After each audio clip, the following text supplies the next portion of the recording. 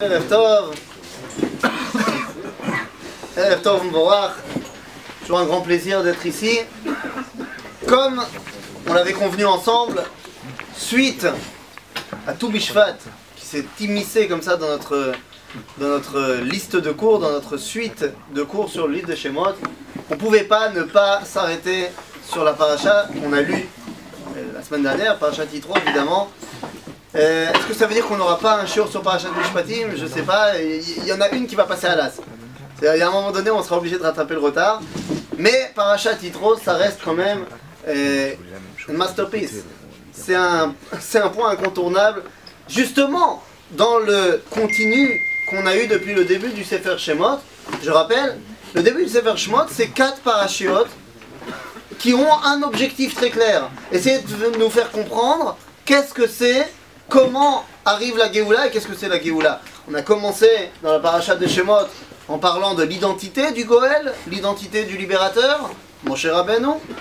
Ensuite, dans la paracha de Vaïra, on a parlé des Makot, qui venaient expliquer quelle était l'identité profonde d'Israël, ce que le Rav Kook appelait Zgoulat Israël. Dans la paracha ensuite de Bo, alors ici on n'a pas étudié la paracha de Bo, mais si on avait étudié la paracha de Bo, on aurait expliqué qu'il s'agit là du tampon de cachérisation de la Yetziat Mitzrayim, c'est-à-dire des me'afienim, des éléments qui sont purement de confession juive, si je pourrais dire. Et la paracha de Béchalach, c'était histoire de clarifier la Bechira du peuple juif, c'est-à-dire la Kedusha, qui s'inscrit non pas seulement dans l'identité profonde, mais bel et bien dans les actions. Tout ça est mis en place, ça y est, le peuple juif sort d'Égypte, ça y est, on prend notre rôle en main. Et arrive ce moment, cette paracha du Mahamad Har Sinai, paracha fondamentale. Alors, j'aimerais qu'on commence déjà, je m'excuse sur le format des feuilles. Comme vous pouvez le voir, c'est une feuille qui date un petit peu. Bezrat Hashem, il y aura des formats comme vous avez l'habitude. Là, mais c'est un format à l'ancienne. C'est un format à l'ancienne. J'aimerais qu'on prenne 2 secondes sur la feuille en se disant que voilà, j'ai dû prendre des livres, les retourner, les mettre sur la photocopieuse, comme à l'ancienne, découper après. Et c'est un grand kiff de faire ça comme mes rabbinim m'y faisaient il y a 10 ans à la yeshiva. Tu les voyais dans la petite salle de la photocopieuse comme ça et tu les voyais découper, faire des trucs. Ça fait plaisir d'ouvrir des livres que tu n'aurais pas ouverts en général. Et puis aujourd'hui, il suffit en 2 clics d'arriver sur Project Hashout ou autre. Donc voilà, simplement pour le format de la DAF. En tout cas, quoi qu'il en soit, cette paracha de Mahamad Har Sinai pose évidemment une question de base. Les amis, si je devais vous poser la question, c'est quoi un juif? Du moins, pas au niveau de la définition purement ilkratique, mais en quoi un juif doit-il croire? Quels sont les éléments de base qui forment la Emouna du peuple juif? Qu'est-ce que vous me répondriez? Les 10 commandements? Un seul Dieu? Shema Israël, pourquoi pas? Eh bien, il y a un rabbin qui a pris sur lui d'écrire une liste. Qu'est-ce que c'est un juif? À quoi doit croire un juif? Ce rabbin, vous le connaissez, il s'appelle le Rambam. Et il a écrit tout simplement les 13 articles de foi du Rambam. Ce que aujourd'hui on chante de manière complètement remasterisée dans Yigdal. Les 13 articles de foi du Rambam. Alors le problème des 13 articles de foi du Rambam, c'est que 13 c'est beaucoup. Si je vous demandais maintenant de me faire la liste des Shlosh Esrei Ikarim, des 13 articles de foi, je suis pas sûr qu'on les aurait tous. 13, c'est dur à se rappeler. Voilà, franchement, on se rappelle des 13 articles de foi comme ça, sur un claquement de doigts, c'est difficile. C'est pour ça qu'il y a des rabbins qui sont venus après le Rambam, qui se sont dit, 13 c'est trop, viens on va réduire. Et donc, ça nous a amené à un monsieur, par exemple, Rabbeinu Yitzhak Abrabanel, qui lui a simplifié le judaïsme en 10 articles. 10 points qui sont les bases du judaïsme. Seulement le problème c'est que 10, c'est beaucoup. Ah ouais, c'est beaucoup. C'est pour ça qu'il y a un rabbin qui est arrivé qui s'appelle Rabbeinu Chizdai Kreskas, qui est venu avec un livre qui s'appelle Or Hashem, dans lequel il dit non, le judaïsme tient en 6 points. C'est bien, 6 points, c'est mieux que 13. Quand même, 6 points, c'est... Vous vous rappelez quand même de 6 points, c'est beaucoup. C'est pour ça que son élève, s'appelait Rabbi Yosef Albo, il a écrit un livre qui s'appelle Sefer Eikarim, les livres des bases, et il a dit qu'en fait tout le judaïsme tient en 3 points. Ouais, tout un livre pour 3 points, c'est pas mal. Il y avait de quoi dire. Attends, quand tu vas voir les points, tu vas comprendre qu'il y a de quoi parler. Je vais te dire, il y a un autre monsieur, c'est pas notre sujet aujourd'hui, mais il y a un autre monsieur qui s'appelait Franz Rosenzweig. Vous avez parlé de Franz Rosenzweig? Il a écrit un livre qui fait à peu près 800 pages, qui s'appelle Kochav HaGeula, l'étoile de la délivrance, dans sa traduction littérale en allemand, Die Star von je ne sais pas quoi. Et là-bas, il écrit en fait le livre en 3 parties. Dans la première partie, il fait un triangle. La deuxième partie, c'est un autre triangle inversé, et je te laisse deviner ce que c'est que la troisième partie. Mais il tient 800 pages sur un Magen David. C'est quand même super. Donc je peux tenir, enfin, moi, Rabbi Yosef Albo, il peut tenir Sefer HaIkarim sur 3 points qui sont les bases du judaïsme. Alors c'est quoi ces 3 points? Eh bien le premier, Sachar va Onesh. Sachar va Onesh qu'on pourrait traduire par... Pardon? Crime et châtiment. Je dirais tout simplement... Il n'y a aucun mot qui correspond. Pardon? Le bateau à la carotte. Le bateau à la carotte. Je dirais simplement cause-conséquence. Sachar va Onesh, cause-conséquence. Chaque action entraîne une conséquence. Sachar va Onesh. Le deuxième point, Metziut Hashem. Le fait que Dieu existe. Ok. Et le troisième point, c'est Torah min hashamayim. Que la Torah vient du ciel. Alors, ces 3 points, c'est bien gentil, mais vous êtes d'accord avec moi que 3, c'est quand même un petit peu beaucoup. Et donc, il y a des rabbinim plus tard qui ont dit qu'il faut réussir à réduire les 3 et à en choisir un. Un qui soit la base de toute la Torah. Alors, il va falloir choisir un des 3. Un des 3 de Rabbi Yosef Albo sur lequel dépend toute la Torah Kula. Lequel vous voulez? Pourquoi? Ah, parce que c'est Mahamad Arsina et tout ça, donc... Ça comprend Torah min hashamayim, c'est tout. Non, ça comprend l'existence de Dieu. Ça comprend l'existence de Dieu, ok. Eh bien, regarde, je suis d'accord avec vous, on va aller sur Torah min hashamayim, mais pas pour les raisons que vous avez amenées. Tout simplement parce que les 2 autres ne peuvent pas être les bases sur lesquelles repose toute la Torah. Pour une simple raison. Sachar va Onesh, cause-conséquence, le fait que si je mets la main dans l'eau, elle est mouillée, c'est pas inhérent à la Torah. C'est une réalité du monde dans lequel nous vivons. C'est-à-dire que ce n'est pas une définition de le rapport, de la relation entre Dieu et le Ham Israël. C'est une relation dans le monde. Sachar ba'onesh zenachon gam chez les Juifs, et c'est vrai également dans le monde entier. De la même façon, Metziut Hashem. C'est bien gentil, Metziut Hashem. Seul problème, c'est que le Rambam nous explique déjà dans Moreh Nevuchim que lorsqu'on parle de Metziut Hashem, on ne sait pas de quoi on parle. À tel point que le Rambam dira que dire que Yesh Elohim, qu'il y a Dieu, c'est de la Apikorsut. Eh oui, quoi? Tu peux limiter Dieu à un Yeshut? Tu peux limiter Dieu à il y a Dieu? Dieu, il est bien au-delà de il y a. De la même façon, tu peux pas dire il n'y a pas Dieu. Parce que Dieu, il ne se limite pas ni à il y a ou il n'y a pas. C'est-à-dire que lorsqu'on parle de Dieu, on ne sait pas de quoi on parle. Nous ne connaissons que son dévoilement. D'ailleurs, vous remarquerez que dans le judaïsme, il n'y a aucun rabbin, dans toute l'histoire rabbinique, qui a écrit un livre sur la théologie. Il n'y a pas de théologie juive. Il n'y a pas. On ne parle pas de Dieu, de Hatzmut à Eloah. Nous, on parle de son dévoilement. Donc, Metziut Hashem, on ne sait pas de quoi on parle. Donc, puisque l'un, c'est pas inhérent à la Torah, l'autre, on ne sait pas de quoi on parle, il nous reste le troisième, Torah min hashamayim. En d'autres termes, si la Torah elle vient du ciel, tout le reste, ça va. Si la Torah ne vient pas du ciel, jambon beurre, les gars. C'est-à-dire que tout tombe.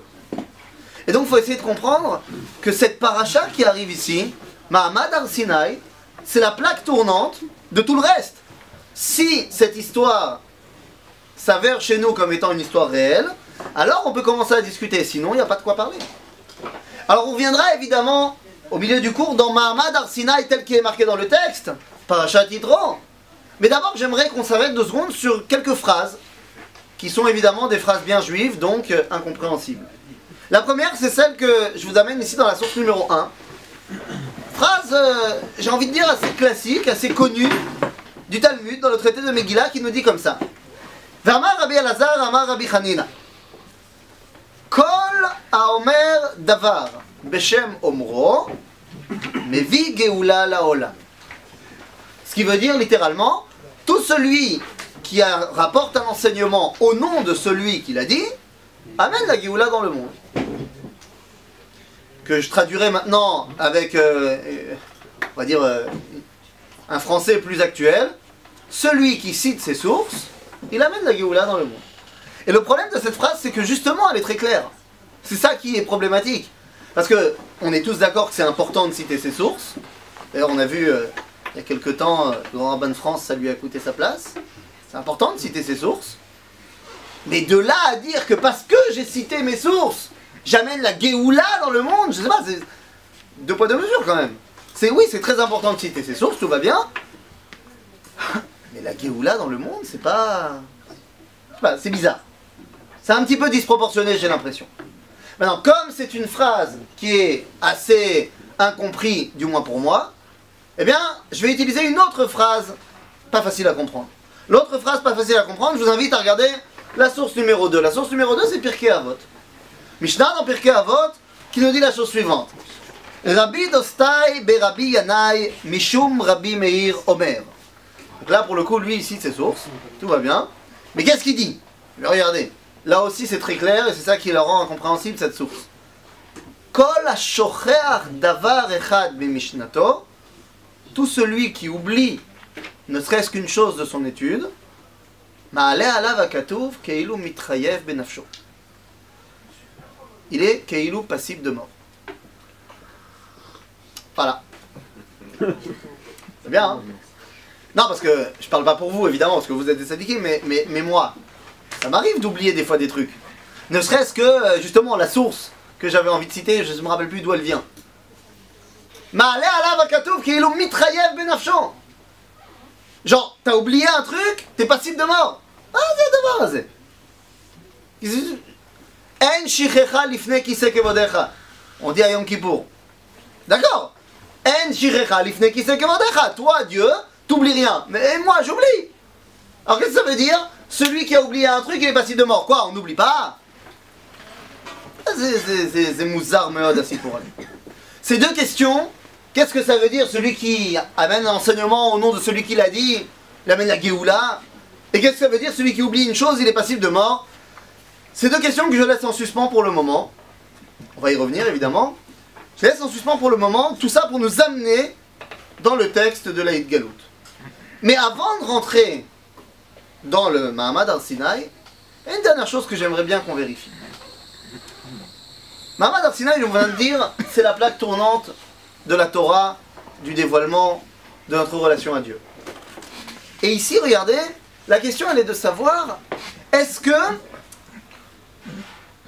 c'est important de savoir s'il y a des preuves à ce dévoilement ou pas? Est-ce que c'est important pour nous de savoir si Mahamad Har-Sinaï a bel et bien eu lieu ou pas? C'est important? Pourquoi c'est important? Si c'est le seul principe qu'on doit garder... Voilà. Parce que si c'est le seul principe, si c'est la base sur laquelle repose tout le reste, eh bien si on nous a vendu une belle histoire, ça remet en cause pas mal de Emouna chez nous. Tiens, j'ai dit le mot Emouna. Peut-être qu'il est temps de vérifier qu'est-ce que ça veut dire le mot Emouna. C'est quoi la Emouna? Quelqu'un peut me donner une définition de la Emouna? Non, c'est vrai que c'est un sujet dont on ne parle pas en général dans le peuple juif, mais bon, quand même. La croyance. C'est donc croire quelque chose que tu ne vois pas. Je ne fais que répéter ce que vous me dites pour l'instant. Croire dans quelque chose là où la raison s'arrête, la croyance commence. Là où la raison s'arrête, la croyance commence. On peut tromper mille. C'est une très belle définition. Alors, si tu me permets, je vais la reprendre. Je ne dirai pas ton nom à milliers de téléspectateurs qui te regardent. Je vais reprendre ta définition car elle est géniale, elle est parfaite si on était dans un cours de catéchisme. C'est-à-dire, ce que tu dis, c'est la définition exacte de la Emouna chez les chrétiens. Là où la raison s'arrête, la Emouna commence. Pas que chez les chrétiens.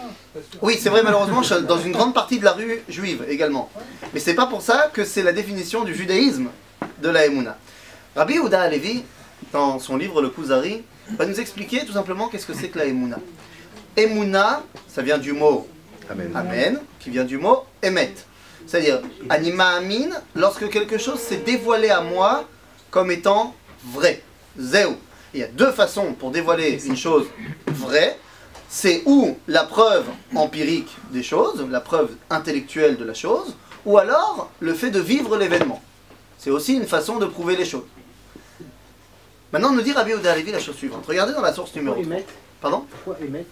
Pourquoi émettre quoi? Amen, émettre. Ah, pourquoi le nun s'est transformé en tav? Parce qu'au niveau de la racine grammaticale, c'est la même.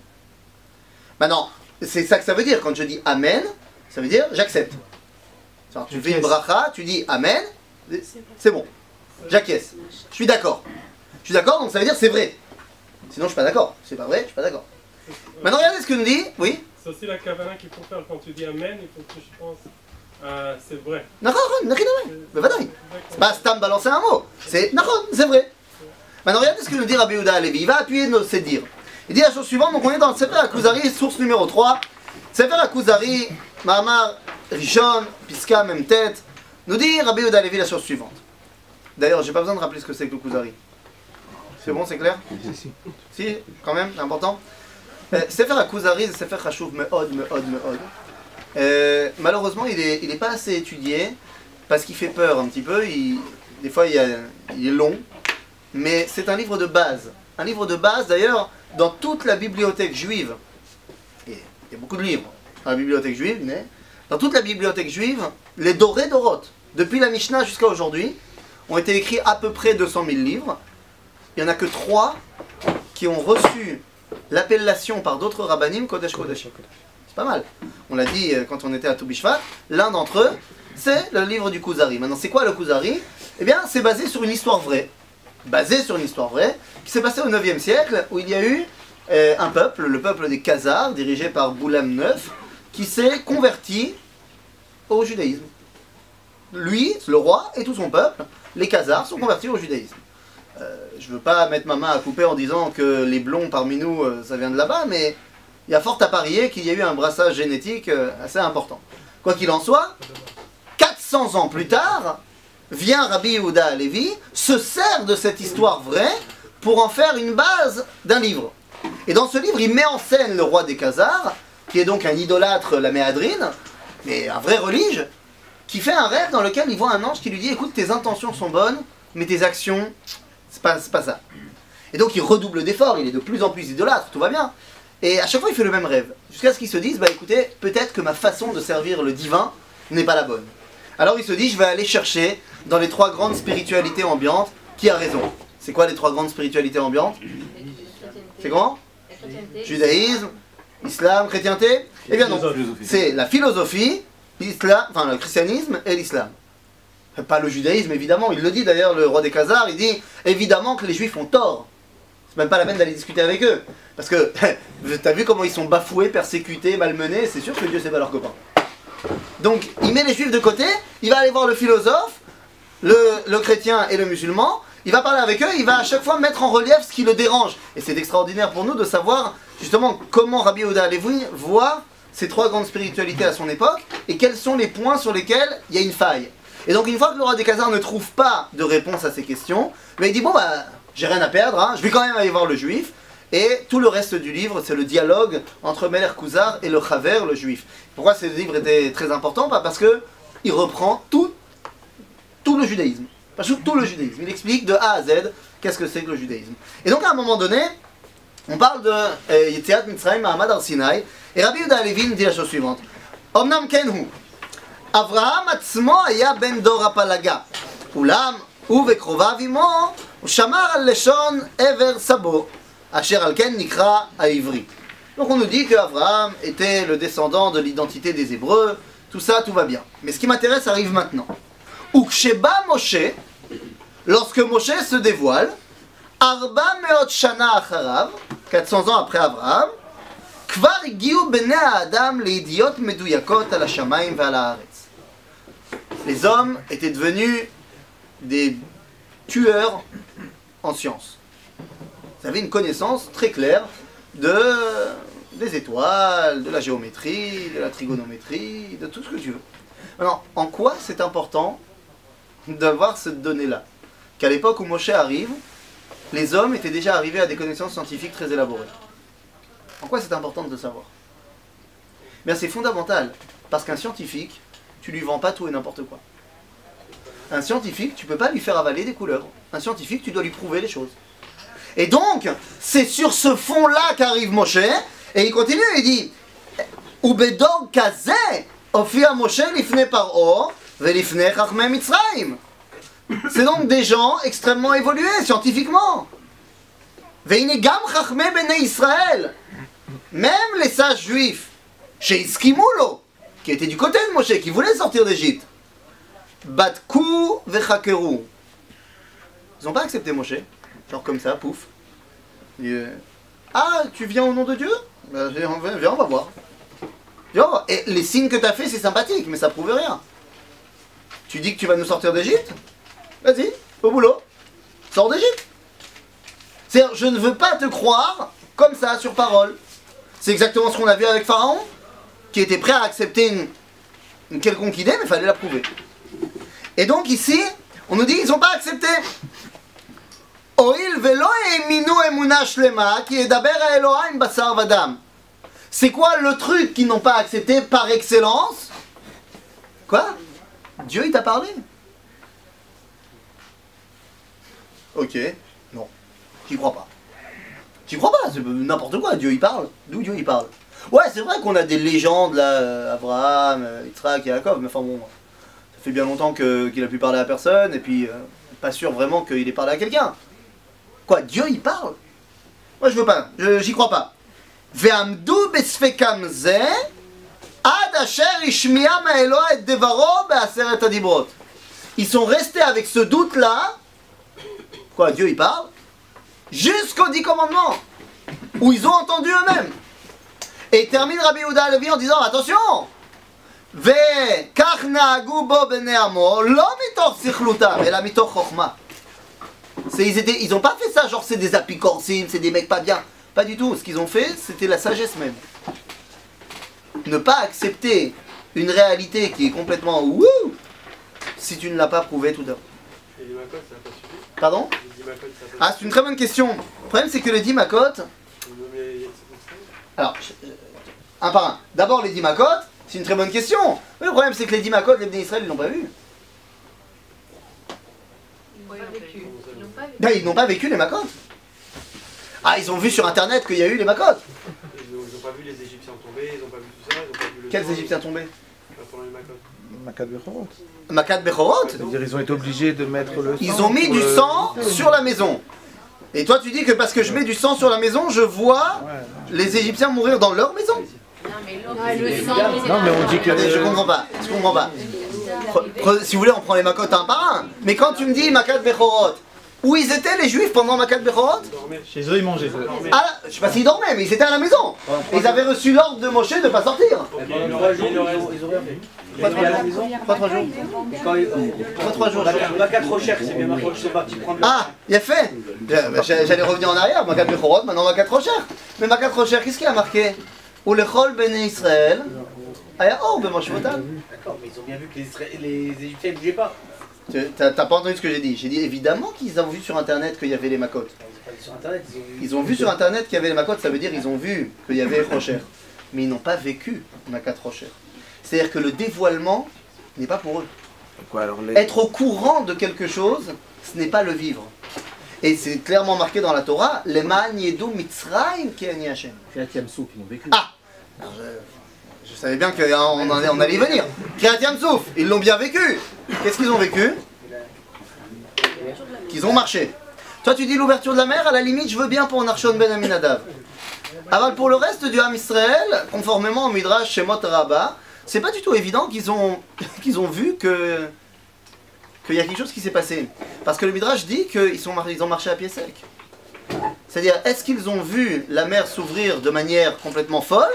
Ou est-ce qu'il y a eu Ruach Kadim Azak Kol Halayla? C'est-à-dire une espèce de mini tornade qui a fait un gros vent qui a asséché une partie du chemin.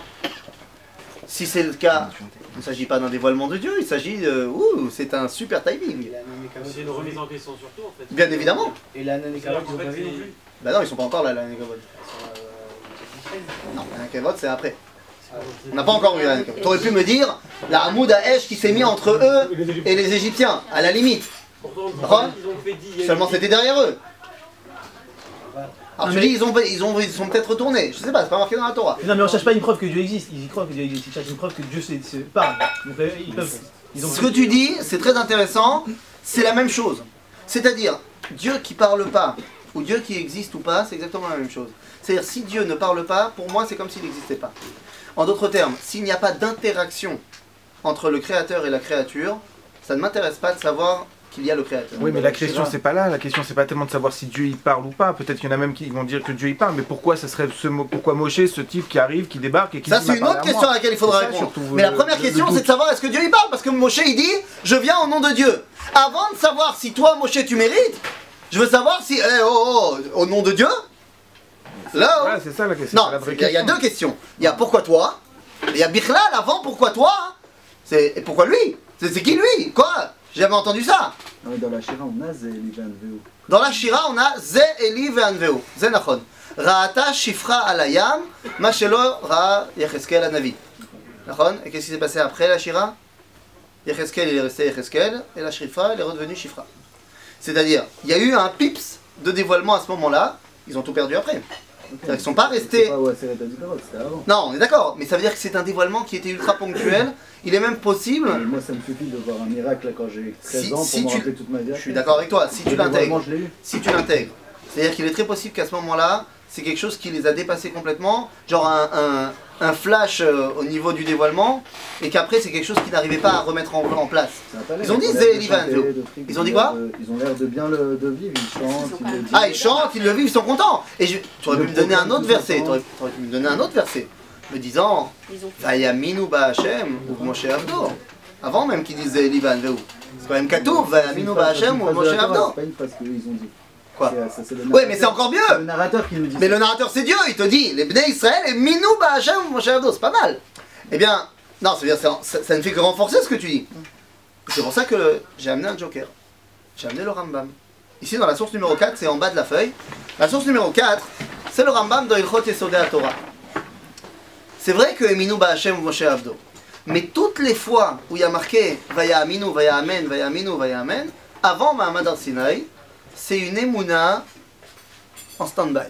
C'est-à-dire c'est une émouna pour ça. Ani ma'amin que tu es capable d'ouvrir la mer. C'est où? Ani lo ma'amin yoter misé. Ani ma'amin que vaya amen ha'am que tu es capable de taper Pharaon. Ça ouais, je suis d'accord. C'est où? Ani lo ma'amin emuna shelema. Et c'est ce qu'il dit ici le Rambam. Moshe Rabbeinu lo haeminu bo Israël mipnei haotot she'asa. Shama'amin al pi haotot yesh belibo dofi. Celui qui croit parce qu'on fait des miracles, c'est un débile. Pourquoi? Qui efshar sheyaseh haot belad vekishouf. Peut-être Moshe c'est juste un bon David Copperfield. Ça prouve quoi qu'il a fait des miracles? Ça prouve rien. Les Égyptiens ils en font aussi des miracles. Makara. Ela kol haotot she'asa Moshe bamidbar lefi hatzorech asam. Lo la'avir ra'aya la nevoa. Tous les miracles que Moshe a fait venaient répondre à des problèmes très concrets. Et ce n'était absolument pas pour prouver sa névoie. Et là, le Rambam donne la liste. Il dit par exemple, Hayat tzarich la'ashkia et hamitzrim kara et hayam, ve'tzlam betocho, tzarchu lemazon, orid lahem et haman, tzamu, baka lahem ha'even. Ils avaient soif, il a donné de l'eau, de la manne. C'est juste pour répondre à des problèmes ponctuels. Et là, termine le Rambam en disant, Veshar vechen shar kol haotot. ובמה האמינו בו במעמד הר סיני שאיננו ראו ולא זר ואוזנינו שמעו ולא אחר. En quoi Mahamad Har Sinai ça a été un changement et en quoi tout le judaïsme tient sur le dévoilement en Mahamad Har Sinai? Parce que einenu raou veozdenu shamu. Qu'est-ce qu'on a entendu d'ailleurs? Vous savez ce qu'on a entendu à ce moment-là? Un bois. Un bois? Non, le Rambam il dit clairement.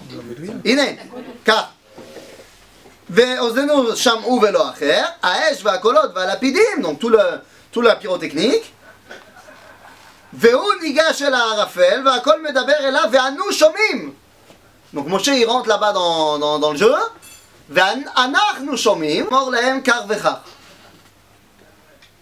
Et quand après Moshe est venu nous voir, il nous disait כך וכך, on a dit, ah bah ouais, effectivement, c'est ce qu'il a dit, j'avoue, bien joué. Et c'est ce que le pasuk dit, Vegam becha ya'aminu le'olam. עכשיו,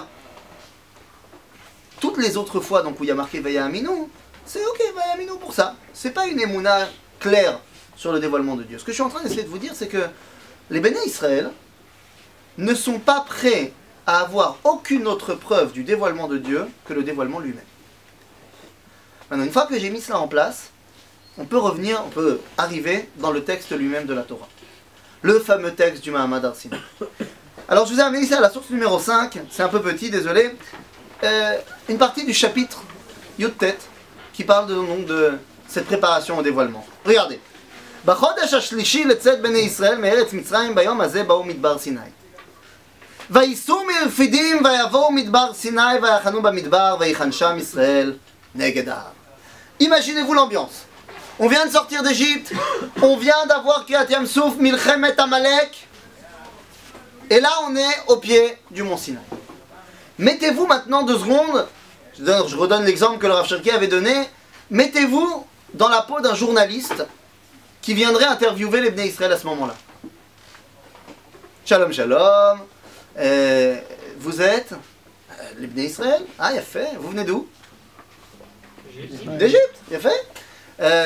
Vous allez où? Ma putain, Eretz Israël.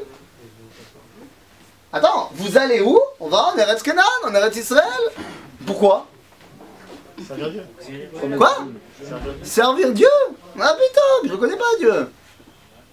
Enfin, je le connais, mais je m'en fous de le servir. Je retourne sur la terre de mes ancêtres. C'est ce que le Dieu dont tu parles m'a promis. Il a promis à Abraham, Yitzhak et Yaakov qu'un jour viendra, on sortirait d'exil et on irait retourner sur la terre de nos ancêtres. Donc on y va. C'est qui là, le mec là qui est le patron là-bas? Ah bah lui c'est Moshe. Il nous a sortis d'Égypte, beau gosse. Il a fait. Et qu'est-ce que vous faites là? Enfin bah là on se repose un peu. Alors, on peut pas marcher toute la journée, hein, ça va. Il a fait. Vous avez resté combien de temps ici au Mont Sinaï? 40 ans. Quoi? 40 ans? Genre ils le savent. 40 jours, ils le savent aussi, toi tu dis. Ouais, il a dit. Ouais, il fait pas. Oui, parce qu'il compte. Il a dit à un moment donné 40 jours là? Là je sais pas, je viens de lire, et on vient d'arriver. Il a rien dit encore Moshe. 3 jours. 3 jours, t'as dit 3 jours. Préparez-vous 3 jours. Jusqu'à ce que la C'est nuit. après, c'est après. Oh tu vois 3 jours? Rien. Il a rien du tout. Les mecs ils disent, je sais pas, quand Moshe nous dira de repartir, on partira. Et vous attendez quoi ici? Rien de particulier. C'est ça la bonne réponse. Et non pas, comme a dit encore cette année la gadénette à mon fils. J'adore les gadénettes. Sans elle, mais sans elle en même temps. Malasot, mon fils il m'a dit que qu'est-ce qu'on est venu attendre Bar Sinaï? Le Kabbalat Torah? Matan Torah? Le seul problème c'est que Matan Torah, hein, c'est quelque chose de purement et simplement étranger au peuple juif à ce moment-là. Personne ne sait qu'on va recevoir la Torah, mieux que ça, personne n'a jamais entendu parler de la Torah. C'est une fable qu'on raconte. On attend Que quoi? que Moshe redescende. Mais il n'est pas encore monté, mon chef. Tu peux pas attendre qu'il redescende, il est là. Il est juste là. J'ai pas entendu, qu'est-ce que tu as dit? Non, j'ai pas entendu. Non, mais c'est ce que vous venez de répondre. J'ai compris dans ce que j'étais en train de... Tout ce qu'on dit comme quoi ils ont attendu et qu'ils sont pas arrivés, tout ça c'est une fable. Attends, on n'est pas encore là. La date.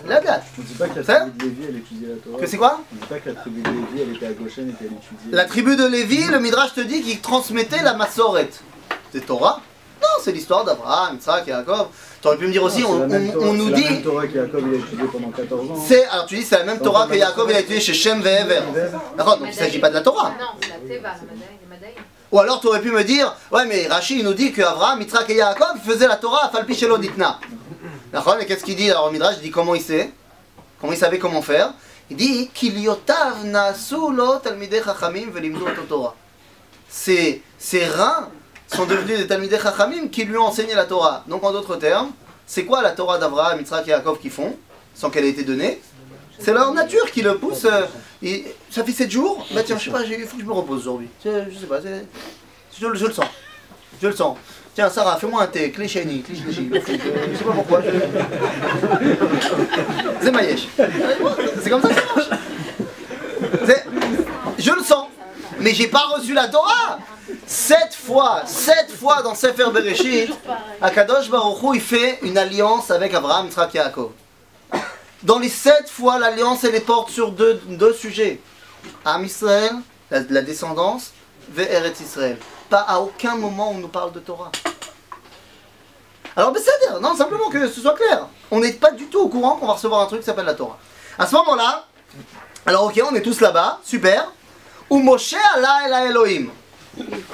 Vayikra elav Hashem min ha'ar lemor. Kot omar levet Yaakov vetaged livnei Israël. Voilà ce que tu vas leur dire. אתם ראיתם אשר עשיתי למצרים ואשא אתכם על כנפי נשרים ואביא אתכם אליי ועתה אם שמוע תשמעו בקולי ושמרתם את בריתי והייתם לי סגולה מכל העמים כי לי כל הארץ ואתם תהיו לי ממלכת כהנים וגוי קדוש אלה הדברים אשר תדבר אל בני ישראל. En d'autres termes, je vais simplifier, Dieu dit à Moshe, va leur dire, j'ai une iskat chavila, j'ai un package à te proposer, va leur dire, ça s'appelle Toiré. Fémod, qu'est-ce qu'il fait Moshe une fois que Dieu lui a dit ça? Il fait ce qu'on lui a dit. Il va voir les Bnei Israël. Il est. La suite du verset. Moshe vayikra les ziknei ha'am. Il a rassemblé les dirigeants du peuple. Vayasem lifnehem et kol hadevarim ha'ele asher tzivahu Hashem.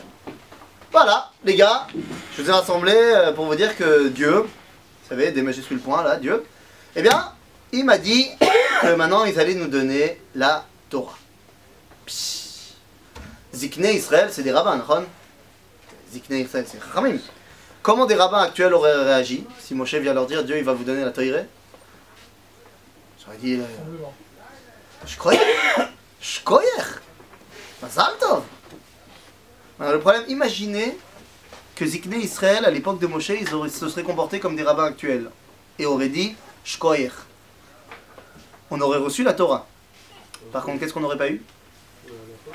On n'aurait pas eu quoi? Le Mahamad Arsinaï. Quelle faute? Quelle faute? Le dévoilement. Le dévoilement. On n'a pas eu le dévoilement. Et Yal Azav, t'es déjà dans 3 parachutes en avant. La révélation, je vois toute la conséquence jusqu'au bout. Putain, tu connais déjà tout le texte, mais on a dit on n'a pas le droit de tricher, nous on connaît pas encore le texte. Non, ça veut dire tu me dis la faute du vaudor. Quelle faute du vaudor? Pourquoi? Qui me dit que Dieu, peut-être Moshe il aurait quand même dû monter pour prendre les Luchot Abrit? Non. C'est pas improbable. Ok, donc c'est pas le fait que j'accepte qui fait que... Non, il y a un truc qui serait pas passé, les amis. Le dévoilement. Il n'y aurait pas eu le dévoilement. Il n'y aurait pas eu Mahamad Arsinaï. Et s'il n'y avait pas eu Mahamad Arsinaï, nous aujourd'hui, on aurait eu des doutes par rapport à la Torah. Baruch Hashem, Ziknei Israël, le peuple juif de l'époque, n'était pas des religieux actuels. Et regardez ce qu'ils disent. Ok? Vayanu kol ha'am yachdav. Moshe il a parlé que aux responsables. D'un coup ça a fait effet boule de neige. Tout le monde est venu voir Moshe. Vayanu kol ha'am yachdav vayomru kol asher diber Hashem naase. Pas toi. En d'autres termes, écoute, tout ce que Dieu il dit, nous on est ok. Hein. Mais pas ce que toi tu dis. Rashi dit Retzonenu lirot et malken. Genre t'es gentil, mais si Dieu il veut nous parler, qu'il vienne nous parler. Mais qu'est-ce que ça veut? Pourquoi ils réagissent comme ça? Attends, Moshe il a pas prouvé que c'était déjà un mec qui remplissait une fonction sympathique? Ah oui non, tout à fait Moshe, attends, autant pour nous, hein, on te kiffe. En tant que Goël, en tant que mec qui est censé réaliser ce qu'on a toujours entendu parler dans la promesse de nos ancêtres, alors là t'es super, y a pas de problème. Seulement là tu viens avec une nouvelle idée, Torah là. Personne n'a jamais entendu parler de ça. Même ton frangin là, Aaron, il a soulevé un sourcil quand tu l'as balancé. Qu'est-ce qui me dit que c'est vraiment Dieu qui propose ça? D'ailleurs, attends une seconde. D'ailleurs, Parashat Mahamad Arsinaï, c'est dans Parashat Yitro, d'accord? Mais tout le début de la Parashat Yitro, c'est quoi? C'est Yitro qui vient. Et qu'est-ce qu'il fait Yitro? Il dit à Moshe comment il faut gérer. Et Moshe il écoute ou il écoute pas? Il écoute. Attends, qu'est-ce qui nous dit que c'est pas Yitro là qui t'a balancé l'idée là de la Torah là? D'un coup, il vient Yitro, il change tout. Même Yitro, il dit tu demandes à Hachem ton autorisation et s'il pas son accord. Non, non, il dit pas comme ça, il dit pas demande d'autorisation ici. Demande à Hachem, tu verras, il va te dire que j'ai raison. C'est pas demande l'autorisation, il dit t'inquiète, je gère. Je vous rappelle juste que Yitro c'est qui pour Moshe? Son beau-père. Ouais, mais avant d'être son beau-père, c'est surtout son. C'est son rave. C'est son rave. C'est son rave. Il s'appelle rabbin chez nous. C'est son rabbin. Ça fait 40 ans qu'il a étudié chez lui. C'est le patron, Yitro. Et d'un coup, il arrive, quand il dit quelque chose, Moshe il fait, les Bnei Israël ils voient ça, se dit, une colle à kavod, beau papa, sympathique, mais qu'est-ce qui nous dit que ça vient de toi? De lui, Sira, de Kadosh Baruch Hu. Peut-être ça vient de toi, peut-être ça vient de Yitro. Oui, tu voulais dire? Pourquoi est-ce que les Béné Israël ils ont posé cette question-là pour la Torah et pas pour la sortie du Il a fait. C'est une très bonne question. Pourquoi tout d'un coup il se réveille en disant tout ce que Dieu est... Parce que la sortie d'Égypte, ils l'attendent depuis 210 ans. C'est à la sortie d'Égypte, c'est bidiouk ça qu'ils attendent. Parce que Abraham, il a reçu déjà de Dieu, il y a Doateda qui guérit Ezara, ils ont une massorette. Qu'un jour ils vont sortir d'Égypte, qu'il y a un mec qui va arriver. Ils savent juste pas à quoi il ressemble. Mais quand Moshe il arrive et qu'il dit salut, je sors d'Égypte, il dit sortie d'Égypte, ça c'est un truc qui nous parle. Bon écoute, on n'est pas sûr que ce soit toi, vas-y, montre-nous qu'est-ce que tu vaux. Et puis au final, il fait le boulot. Donc si tu veux, ça c'est un truc qui leur sonne connu. La Torah, non. Est-ce qu'ils le voient comme une contrainte? Et ils savent pas encore comment le voir. Ils n'ont pas encore reçu Mishpatim. Ils savent pas encore comment le voir. Par contre, ils disent ok, je suis pas contre l'idée. Mais Dieu, s'il me dit, je fais. Ce que toi tu me dis, je sais pas. Oui. Pourquoi dans le texte il est écrit qu'Hachem a dit à Moshe de dire au Bnei Israël vous Raïtem et Mash Asetiv de Mitzrayim? Vous avez dit qu'ils n'ont pas vu. Non, c'est-à-dire qu'ils n'ont pas vu ils n'ont pas reçu le dévoilement, mais ils ont vu les Égyptiens qui sont en train de tomber. C'est-à-dire ils ont bien vu qu'il y a ici une sortie d'Égypte. On a réussi à s'extirper du joug égyptien, ça c'est une réalité. Est-ce qu'ils ont été les acteurs du dévoilement? Non. Mais ils savent très bien que voilà, il y a quelque chose quand même qui a marché là. Il y a quelque chose qui s'est passé. On est quand même les témoins de la sortie, on est sorti d'Égypte. Mais de là à dire qu'on a été témoin du dévoilement, pas encore. Et on veut voir ça. Maintenant, je vous dis, Yitro, machin, là, alors vous aurez pu me répondre, oui, mais le Midrash dit que c'était après Mahamad Arsina et l'histoire de Yitro. Avzelo Méchané. Il y a une marloquette dans Chazal, est-ce que l'histoire de Yitro c'est avant Mahamad Arsina et après Mahamad Arsina? C'est Mamash Lo Méchané. Le fait est que Dieu, le narrateur, il a décidé de placer cette histoire-là avant Mahamad Arsina. Même si elle s'est passée concrètement après, pour nous, elle est avant. Et donc, Bémet, il faut se poser la question. Ils acceptent pas. Quand la chère d'Iber Hachem Naase, oh bah qu'est-ce qu'il fait Moshe? Bah il retourne leur dire, bah voilà. Bah Hachem, Moshe, d'Ivrei Ha'am El Hachem. En d'autres termes, ils veulent pas. Ils veulent pas m'écouter, ils ont dit toi. Réponse de Dieu. Vayomer Hachem El Moshe. Ah bon? Bon, bah écoute, bonne idée, je viens. Iné. Iné Anochi ba elecha be'a ve'anan ba'avur yishma'am bedabri imach ve'gam becha ya'aminu le'olam. ויגד משה דברי העם אל השם. דברי השם sera אל העם. Dieu il dit, très bonne idée, voilà, bon plan, je viens. Je vais me dévoiler à eux, et je vais leur dire que c'est toi le patron et qu'ils doivent t'écouter. Et Gambecha yaminu leolam. Waouh, fait meurtre. Iné, Kadosh Baruch Hu va se dévoiler dans le Mahamad Arsinaï. C'est quoi donc la seule et unique raison pour laquelle Dieu se dévoile au Mahamad Arsinaï? C'est quoi le plan? C'est quoi?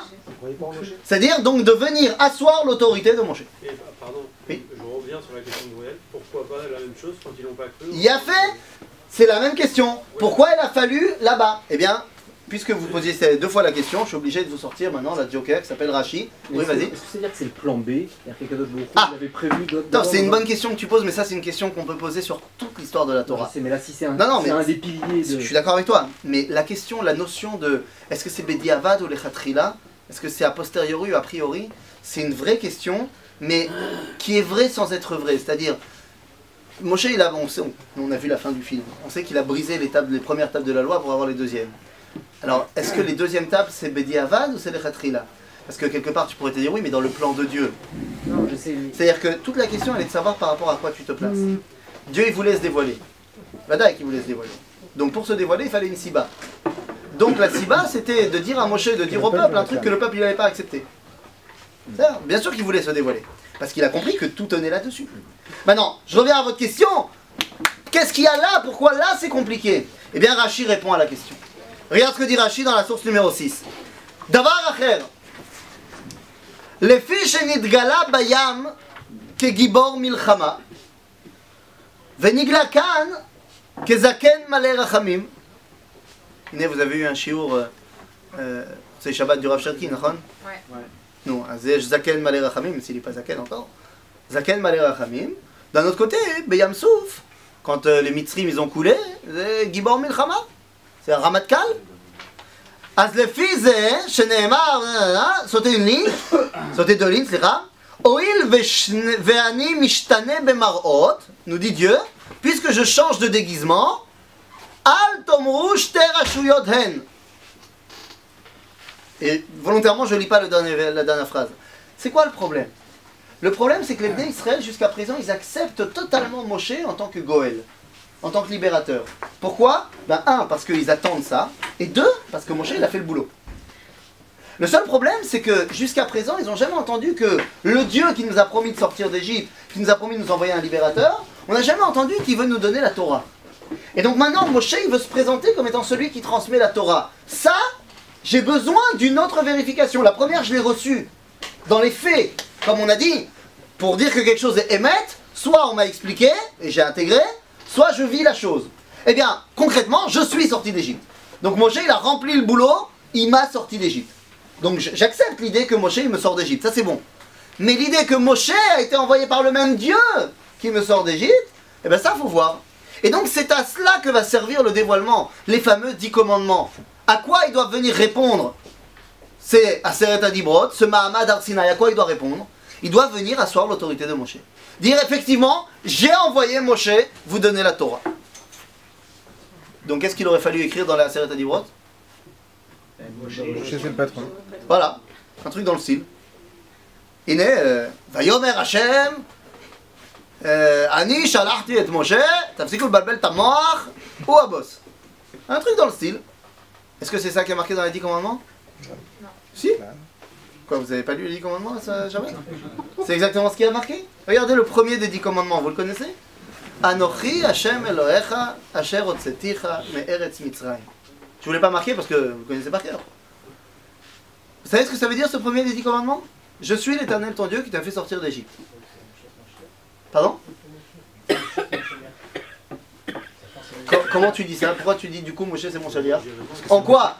Je suis l'Éternel ton Dieu qui t'a fait sortir d'Égypte. Ouais, mais jusqu'à maintenant c'était Moshe qui les a fait sortir d'Égypte. Indirectement, on comprend que ça. Donc indirectement, Moshe c'est son chaliar. Alors regardez, je prends ce que vous avez dit, vous avez raison. Je vais simplement vous donner un exemple pour bien comprendre cela. Cette phrase, je suis l'Éternel ton Dieu qui t'a fait sortir d'Égypte, Dieu se dévoile, se présente au peuple juif grâce à un événement passé. D'accord? Je suis l'Éternel ton Dieu qui t'a fait sortir d'Égypte. Cette phrase, et je reprends encore une fois l'exemple du Rav Cherki parce qu'il est j'ai pas besoin de lui donner de notes, mais il est parfait. C'est comme si je disais, salut, c'est moi Yossi, tu te rappelles, on s'est vu hier au Chouk. C'est la même phrase. Je suis l'Éternel ton Dieu qui t'a fait sortir d'Égypte. C'est-à-dire, je me présente à toi par rapport à un événement passé. Maintenant, je ne sais pas si vous avez déjà été au Chouk, mais disons que tu as rencontré quelqu'un hier au Chouk et que tu le retrouves aujourd'hui. Est-ce qu'il y a un risque que tu ne le reconnaisses pas? Tu l'as vu hier. Tu vas forcément le reconnaître. Oui, mais non, justement, c'est contradictoire avec ce qu'on disait tout à l'heure, où on disait que jusqu'à maintenant, pour eux, c'était Moshe qui les avait fait sortir d'Égypte parce qu'ils savaient qu'il allait avoir un libérateur. Oui, mais ils ont quand même, n'oublie pas qu'ils ont quand même une tradition qu'il y a quelqu'un qui envoie Moshe. Maintenant, là, le problème c'est que on n'a pas encore la Chotémet, mais disons qu'il y a une tradition quelque part. Mais le problème c'est que lorsqu'il s'est dévoilé, disons que j'ai rencontré Yossi au Chouk. Ouais, hier je l'ai rencontré au Chouk. Il était vendeur de cornichons. Donc il était habillé comme un vendeur de cornichons et il criait à Kol BSR comme les vendeurs de cornichons. Le problème c'est que le lendemain, j'ai rencontré Yossi, mais je l'ai rencontré cette fois dans un mariage. Et il était habillé en costard et il parlait avec un accent de bobo. Peut-être que là, je vais avoir un problème. Et donc là, Yossi doit me dire, hey, tu te rappelles? On s'est vu hier. C'est moi le vendeur de cornichons. Et c'est exactement ce que dit Rashi. Hier, tu m'as vu en tant que Gibor Milchama. C'est-à-dire, pour vous, la conception de Dieu, c'est celui qui sort d'Égypte. Razak. Eh bien, sachez que là, j'ai mis une autre casquette. celui de Noten HaTorah, Zaken Malé Rachamim. Aval, je suis le même. Ani Ze shehotzeticha me'eretz Mitzrayim ve'al hayam, et c'est moi le même qui te donne la Torah. Et donc, comme vous dites, de la même façon que vous avez accepté Moshe en tant que chaliar de sortie d'Égypte, eh bien, je suis le même qui envoie Moshe et qui vous donne la Torah. C'est ce que le Rambam a dit. Lorsque le Rambam dit, qu'est-ce qu'ils ont entendu? Ils ont entendu Moshe va leur dire ta, et donc après, ils ont bien vu que Moshe disait la vérité. C'est oui. la raison pour laquelle ils ne mentionnent pas les Havot. Bien sûr, c'est totalement la raison pour laquelle ils ne mentionnent pas les Havot. Parce que je ne peux pas baser le dévoilement sur des Havot. Parce que si je base le dévoilement sur des Havot, ça devient de la mythologie. C'est une très bonne transition avec ce que je voulais vous dire maintenant. Moshe, à un moment donné, à la fin de sa vie, va mourir. C'est-à-dire, il sait qu'il ne va pas rentrer en Israël, il commence à dire Sefer Dvarim, tout va bien. Mais avant de quitter le peuple juif, il leur donne une directive. Il leur dit la chose suivante. Vérifiez les gars. Parce que peut-être que toute cette histoire c'est un bluff. Je vous pose à vous la question. Qu'est-ce qui me prouve que toute cette histoire qu'on vient de lire elle est vraie? Qu'est-ce qui me prouve que Mahamad Ar-Sinai Be'emet Haya? J'ai compris que dans le texte, on me dit qu'ils veulent voir de leurs yeux. Ils veulent entendre. Et le texte m'a dit que Dieu il est venu, il leur a parlé. Qu'est-ce qui me dit que c'est vrai? Pardon? Sur la paracha Azimut. Oui, quoi? Ils demandaient à vos ancêtres. On lisait l'histoire. Alors c'est pas dans Parashat Azinu, c'est dans Parashat de Vaetranan, c'est ce qu'on va lire maintenant. Mais même ça, avant de lire ce qu'on va dire maintenant, même ça, peut-être que le mec qui a écrit l'histoire, la Torah, il a bien écrit. Il a été chacham. Sinon ça aurait pas été transmis. C'est-à-dire? C'est-à-dire que si ce qu'il avait écrit c'était pas vrai, on l'aurait pas transmis de père en fils. Il y aurait Pourquoi pas? quelqu'un qui a dit bah non mais c'est pas vrai cette histoire. Ah, donc tu parles de ce qu'on appelle le témoignage. C'est ce que tu disais tout à l'heure, on peut tromper une fois, hein? On peut pas tromper. Naran, ça c'est ce que dit effectivement Rabbi Yehuda Halevi, que la véracité de la transmission du Mahamad Ar-Sinai, c'est justement le témoignage. Quoi le témoignage? Le témoignage qui est passé par 600 000 personnes. C'est-à-dire, tu peux tromper une personne, même 1000 fois. Mais de là à tromper 600 000 personnes, c'est chaud. Pourtant, toutes les religions transmettent. Oh! Eh bien justement, toute la différence, c'est que toutes les religions, non, ne transmettent pas par un collectif. C'est-à-dire, toutes les religions, c'est un homme qui est venu parler à un petit groupe d'hommes et qui a dit « Moi, j'ai vécu le dévoilement ». Qui a été témoin du dévoilement? Un seul. Un seul. C'est ça la vraie différence. Ils ont vu des miracles. Voir des miracles, ce n'est pas voir le dévoilement. C'est Attention. exactement la même chose. Les miracles, les Égyptiens sont aussi capables d'en faire. Comme les Bnei Israël, ils ont vu les miracles en C'est autre chose, le miracle et le dévoilement. D'accord? Mais j'aimerais qu'on pousse l'exégèse encore plus loin. Ok. Rabbi Yehuda Halevi nous explique que chez nous, c'est bien ficelé, c'est bien huilé, parce qu'il y a 600 000 personnes qui ont vu le dévoilement, et donc tu ne peux pas inventer une histoire pour 600 000. Mais peut-être que l'auteur du livre, il a pensé à ça, et donc il a dit, je ne vais pas écrire qu'il y a un mec qui a reçu le dévoilement, je vais écrire qu'il y a 600 000, comme ça, ça va faire un best-seller. Qu'est-ce qui me dit que c'est vrai cette histoire? Je vous ai dit tout à l'heure, pour dire qu'une histoire, qu'un événement est émette, empirique ou... il faut que ce soit simple, soit prouvé de manière intellectuelle, soit vécu. Pour nos ancêtres, d'après le texte, ils l'ont vécu. Mais pour moi, c'est bien beau qu'on me dise, oui, toutes les Neshamot étaient Ar-Sinai. Mais peut-être que c'est vrai. C'est d'ailleurs très certainement vrai, puisque Chazal le disent. Le seul problème, c'est que moi, je ne vis pas en osmose avec ma Neshama. Je sais pas pour vous, ah, peut-être vous, parce que vous êtes des tzadikim, mais moi et certains copains à moi que je connais, ne vivent pas en osmose avec leur Neshamot. Vous aussi? Si? Je sais pas. On essaye? Donc tu es en train de me dire que la première chose à laquelle tu penses lorsque tu ouvres l'œil droit le matin, il n'est même pas encore véritablement ouvert, la première chose qui te vient à l'esprit, c'est de sauter du lit pour aller mettre les tefilines. Tu es un tzaddik. Moi je sais que la première chose que je pense, c'est peut-être c'est le moment de le refermer, l'œil droit. Peut-être c'était une erreur de calcul. Aval, au niveau de la Neshama, ta Neshama elle veut que tu bondisses pour aller faire la Torah. Or, évidemment pas toi et moi, hein, mais des amis à nous qu'on connaît en commun, m'ont dit que non, ils préfèrent dormir. C'est fou. Hein. On vit pas notre Neshama. Il y a Yechidé, Sgoula, il y a des grands qui eux vivent en accord avec leur Neshama. Mais nous, malasot. Et donc ce qui veut dire que, Nkol Akavod, les Neshamot, elles étaient hors Sinaï, c'est bien gentil, mais moi j'y étais pas. Je m'en rappelle pas du moins. Alors comment je sais que ce dévoilement est vrai? Eh bien là, il est temps de... On va être très très prétentieux, mais il est temps de donner une preuve du Mahamad al-Sinaï. On a dit c'est la base de tout. Pour donner cette preuve, j'ai besoin d'amener plusieurs postulats de départ. On va prendre comme postulat de départ la phrase suivante. Encore une fois, je cite le Rav Cherki, il faut citer ses sources. Il a dit que, et bon, c'est pas lui qui l'a dit, ça c'est une réalité qui est inscrite dans la philosophie classique. Tout événement qui est fondateur d'une identité nationale, virgule, et qui a eu lieu alors que cette identité nationale existait, est forcément vrai. Je reprends la phrase. Tout événement fondateur d'une identité nationale qui a eu lieu alors que cette identité existait est forcément vrai. Comment on peut être fondateur alors que... Fondateur au sens de quel kivoun prend cette identité-là. Exemple. J'ai pas besoin de fouilles archéologiques ni de l'Odyssée d'Homère et de l'Iliade pour savoir que la guerre de Troie a eu lieu. La guerre de Troie a eu lieu. Parce que je ne peux pas comprendre ce que c'est que l'identité de la Grèce antique et des Grecs et du piloug qu'il y a dans l'identité grecque si je ne comprends pas qu'il y a eu une guerre énorme qui a réuni tous ces gens-là au milieu. La guerre de Troie, c'est un événement qui est fondateur de l'identité grecque qui a été vécu par des Grecs. Par contre, le fait que la ville de Athènes a été construite lorsque la déesse Athéna a pleuré sur la mer Égée et qu'une de ses larmes est tombée dans l'eau et s'est transformée en île qui est devenue la ville d'Athènes, qui est aussi un mythe fondateur, seulement c'est une histoire qui a eu lieu avant que le premier grec ne vienne au monde. Donc je peux soit admettre, soit ne pas admettre cette histoire-là.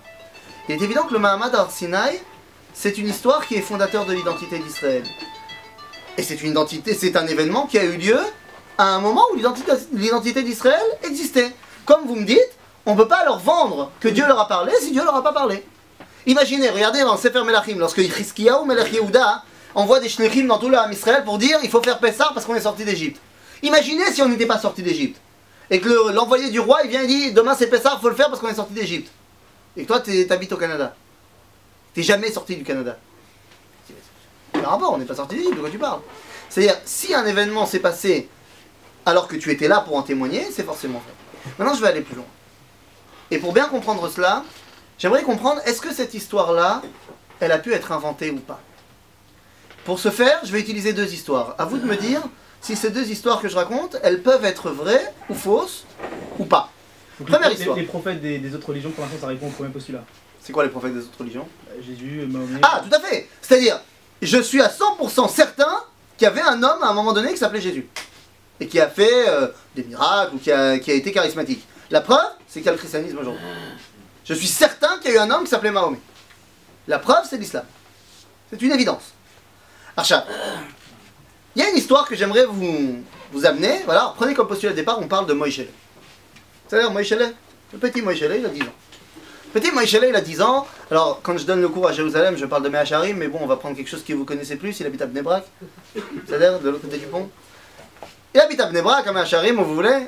Quoi? Ah, là-bas.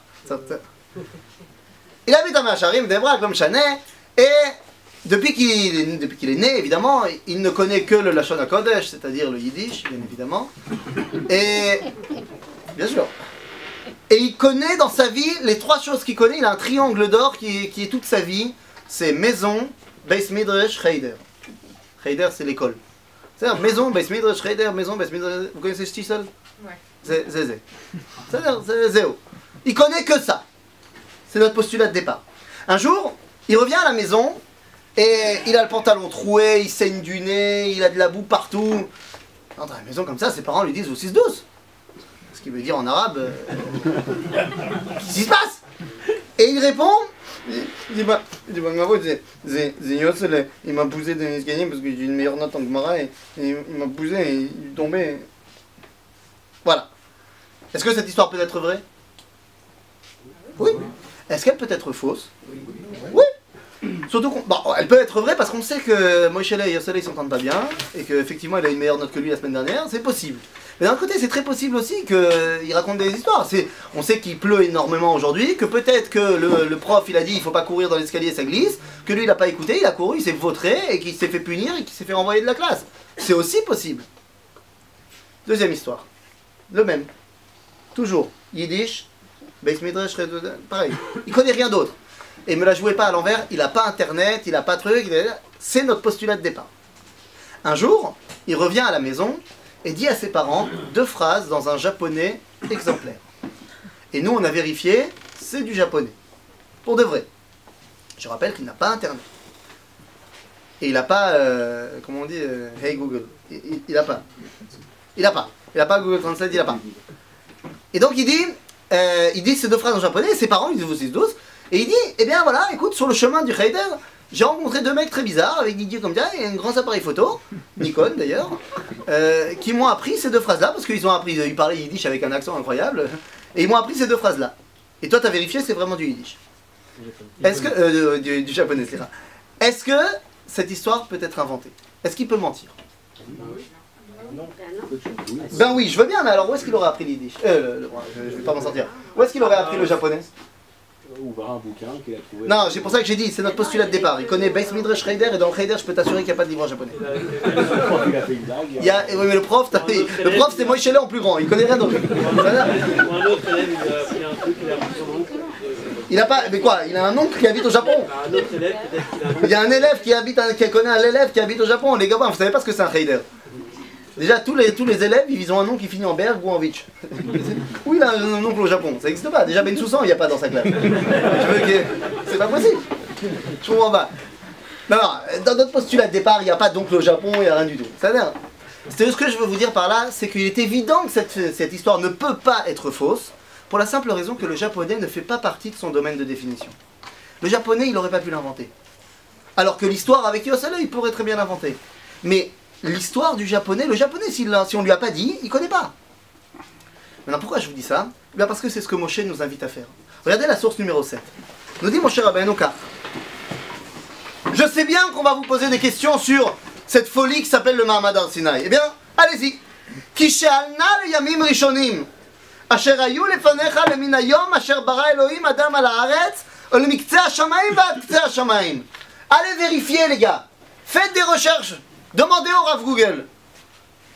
Est-ce qu'il y a eu une histoire comme celle-là dans toutes les générations, regardez dans toutes les mythologies du monde depuis toutes les années et partout dans le monde, dans les 4 coins du monde. Regardez partout. Haniya kadavar hazeh ou hanishma kamo. Est-ce qu'il y a eu une histoire comme ça? Quoi? Hashama am. Ken? Hashama am kol Elohim medaber mitoch ha'esh kasher shamata ata vayechi. Allez regarder. Allez regarder, est-ce qu'il y a dans l'histoire du monde une autre histoire qui parle d'un peuple qui a entendu parler Dieu? Est-ce que le dagesh de ce passage qu'il n'est pas sur Vayechi? Est-ce qu'il n'y a pas un peuple et qui a vécu, qui a survécu? Qui a survécu à cela? Yecholiot. Ce serait un autre débat, on en reparlera certainement dans d'autres cours sur la notion de Vechai Bahem, je suis d'accord. Mais là, ce qui m'intéresse, c'est regarde partout. Parce que même si un peuple qui est mort, il n'a pas pu le raconter, hein, donc c'est mort.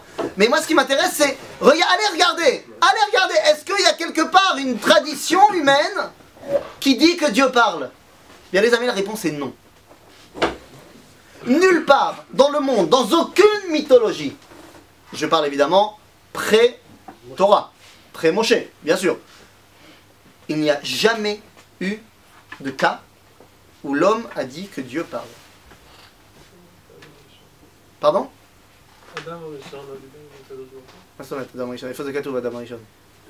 La Torah. Non, c'est pas Torah. Qui?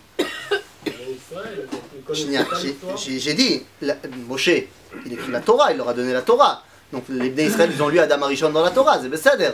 Mais est-ce que Adam Arishon, qui est censé être Adam Arishon pour tout le monde, ben regarde dans les autres cultures. Est-ce qu'on parle d'un Adam Arishon qui a parlé à Dieu? Nein. Non. Shum davar. Ah bon? Dieu il demande où est ton frère? C'est marqué où ça? Mais c'est écrit où? Dans la Torah. Ça, encore une fois, c'est la Torah. Mais est-ce que... Mais maintenant, Caïn, Abel, c'est censé être aussi pour tout le monde, pas que pour nous. Est-ce que tu as une autre culture qui rappelle cette histoire-là? Non. Nulle part. Alors vous allez me dire, mais attends, n'importe quoi, qu'est-ce que tu racontes? Il y a plein de mythologies où les dieux, ils parlent avec les hommes, qui sont pré-Moshe. Oui, oui, bien sûr. Mais il n'y a aucune mythologie où Dieu parle. Il faut faire une différence entre les dieux, qui ne sont autres que les expressions des forces de la nature, et Dieu, le Créateur. Comprenez-moi bien. Mais mon père m'a légué quelque chose qui s'appelle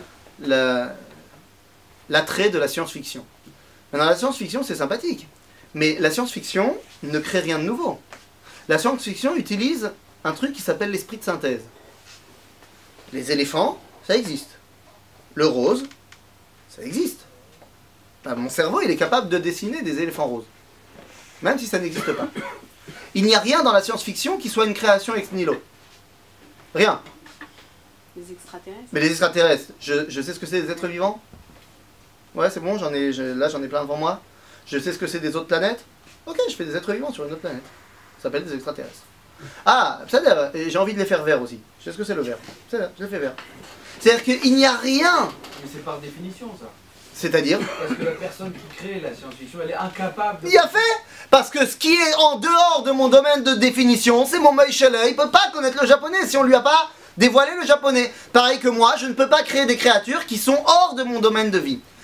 Tout ça pour dire que Moshe nous dit, les gars, Dieu qui parle, c'est quelque chose qui est hors du domaine de définition de l'homme. Philosophiquement, l'homme ne peut pas intégrer que le créateur parle à la créature. D'ailleurs, les seuls qui vont dire que Dieu parle, c'est ceux qui vont dire que Dieu leur a parlé à eux. À savoir nous. Alors évidemment, après, il y a plein de cultures post-Torah qui vont reprendre cette histoire-là, il n'y a pas de problème. Mais je parle à l'époque de Moshe, l'idée que Dieu parle, si Dieu ne parle pas, c'est pas concevable. C'est hors de mon domaine de définition. Dieu, par excellence, il a créé le monde yesh me ein, ex nihilo, comme on dit en latin. C'est quelque chose que je ne peux pas, moi-même, amener. Ça pourrait être vrai pour un film, par exemple. C'est-à-dire Star Wars en dehors de... C'est pas du tout en dehors. Alors là, pour le coup, tu parles à un fan de la chose. Pour le coup, Star Wars, ça s'appuie énormément sur des choses bien connues, seulement avec un autre décor, avec une autre figure. Mais c'est exactement des choses que tu prends un par un, tous les éléments de la Guerre des Étoiles. Développons. J'ai fait un cours sur la Guerre des Étoiles. C'est des choses qui sont connues. Mais en fait, on peut prendre le régime nazi, on peut prendre... Il y a plein d'éléments. D'ailleurs, George Lucas l'a très souvent dit, qu'il a repris des éléments très clairs. Maintenant, c'est vrai, d'ailleurs, il y a dans la Guerre des Étoiles un copilote poilu. C'est ce que je veux dire. Eh bien, le concepteur, le grand créateur de cette saga, a tout simplement dit que ça lui est venu... Comment ça lui est venu? Parce que son copilote dans la voiture, c'était son gros chien poilu. Il s'est dit, tiens, ce serait marrant d'avoir un copilote poilu dans mon film. Et il a fait Chewbacca. T'ajoutes de la même façon que même tout film de science-fiction, on a toujours des extraterrestres avec des yeux. C'est-à-dire que je ne peux pas créer quelque chose qui est hors de mon domaine de définition. Or là, le fait que Dieu parle, mon cher te dit, va voir, tu vas pas trouver. Parce que Dieu qui parle, c'est quelque chose qui est étranger à l'homme. Sauf quand Dieu parle. C'est-à-dire, de la même façon que les Béné Israël refusent toute autre forme de preuve, autre que le dévoilement lui-même, c'est parce qu'il n'y a comme preuve que le dévoilement lui-même. Ça c'est vrai pour les acteurs qui sont dans le livre. Et c'est vrai pour moi aussi, c'est-à-dire, moi je n'ai pas vécu le dévoilement. Mais Moshe m'invite à dire, parce que là il parle aux gens qui n'ont pas vécu le dévoilement. Je te rappelle que Sefer Dvarim, c'est pour une génération qui n'a pas vécu le dévoilement. Et donc il dit, allez vérifier, votre véracité de la Torah, ça ne sera pas la Chavaya, ça sera la réflexion intellectuelle. Et allez vérifier, vous allez voir que nulle part ailleurs, il y a un autre peuple qui dit que Dieu parle. Ça sera pour vous la seule et unique preuve que l'homme seul n'invente pas que Dieu parle. Ouvda, l'homme n'a pas inventé que Dieu parle. Les seuls qui disent que Dieu parle, c'est ceux qui disent que Dieu leur a parlé. On pourrait dire qu'il a peut-être inventé dans le... Qui ? Celui qui aurait écrit... Oui, mais encore une fois, puisque on peut en sortir quand même un cas empirique et général, que dans toutes les générations et dans toutes les civilisations du monde, personne n'a amené l'idée que Dieu pouvait parler, c'est parce que l'homme ne peut pas inventer que Dieu parle. Tout simplement parce que dans la conception de l'homme, je te rappelle qu'il y a une loi qui a été mise en place par M. Lavoisier qui dit que rien ne se perd, rien ne se crée, tout se transforme. La conception de ex nihilo, c'est une conception qui n'est pas envisageable tant qu'il n'y a pas eu Mahamad Har Sinaï. La conception qu'il y a quelque chose qui dépasse l'être, c'est quelque chose qui n'est pas concevable tant que je ne suis pas confronté à cela. Et c'est pour ça que Moshe te dit, vérifie! Vérifie partout, tu vas pas trouver. Les seuls qui disent que Dieu parle, c'est ceux qui, Béhémet, ont reçu la parole de Dieu. C'est Ah si, après c'est une transmission. C'est-à-dire, une fois que Dieu t'a parlé, tu vas dire à ton fils, hé, Dieu, il m'a parlé. Pas les dieux. Pas le Dieu du soleil, qui n'est autre que l'expression des rayons du soleil que je vois de toute façon tous les jours. Non, non, le Créateur. Tu sais, chérie? Le Créateur, on le connaît. Qui? Si, on le connaît. Abraham, on dit, il a parlé. C'est pour ça que tout à l'heure on m'a demandé pourquoi. Non.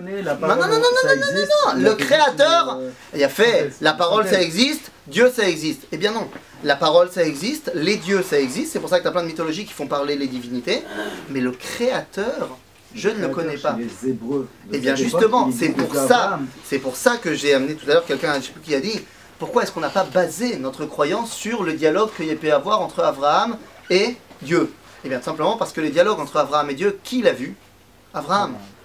Et donc ça ne... Ou Moshe et Dieu aussi. Oui, ou Moshe et Dieu. C'est-à-dire qu'on ne base pas du tout la base du Ham Israël sur le dialogue dans le buisson ardent. Et là, sur le dévoilement au Ham Israël. Tu as parlé de créer une nouvelle idée. Encore une fois, je suis d'accord avec toi, j'entends. J'entends, mais le problème c'est que j'aurais pu recevoir ton argument, il est pas mal, s'il n'y avait pas eu le deuxième verset de la paracha de Vaera. Lorsqu'il dit, Dieu dit à Moshe, qu'est-ce qu'il dit à Moshe? Vaera el Avraham, el Yitzhak, el Yaakov, el Shaddai, Shmi Hashem, lo nodati lahem. Donc la notion du créateur. Non, mais non. Quoi, mais non? On sait bien que. On sait bien que quoi? Il s'est bien fait connaître sous ce nom-là. C'est juste qu'ils n'ont pas eu le dévoilement de ce nom-là. J'ai pas compris. Lo nodati lahem. Toi tu dis non, ils ont connu quand même.